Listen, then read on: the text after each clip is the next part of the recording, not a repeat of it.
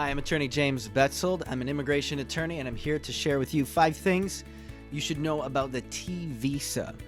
Now, first of all, what is the T visa? The T visa helps protect victims of human trafficking. Now, human trafficking is real. It exists in the United States today and can take multiple forms. 2 of the most common forms are trafficking in the form of human sex trafficking, where there's a component of a forced sexual act or commercial nature. There can also be labor trafficking, where someone is promised work and they're brought to the United States under those false pretenses, and things don't turn out to be quite so rosy here. Now, victims of this type of human trafficking can apply under the T visa. And what's interesting is many people who are victims of crimes will apply for a U visa. There's actually many of those crimes that will also qualify under the T visa category. So if you've qualified for a U visa, it's important to find out if you can also qualify for a T visa, because thing number 3, sometimes a T visa is a little nicer. It doesn't require a law enforcement certification.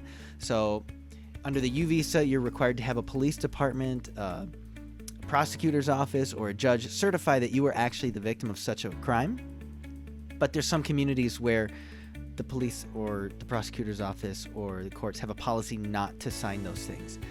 And it's unfortunate, and there's really no way to strong-arm them into doing it because they're under no legal obligation to do so. So if you're in a situation like that and you can't qualify for a U visa, maybe you can qualify for a T visa. You should look into it. Thing number 4, the annual cap has never been reached. There's 5,000 T visas available each year, and they've never given out 5,000 T visas, which means if you apply and qualify and they review your application in a timely fashion, you could be approved much more quickly. Under the U visa category, you could be waiting up to 10 years for a decision or more, and that's because the annual quota is 10,000 visas that they give per year, and there's over 120,000 people waiting right now, so it's going to take a while.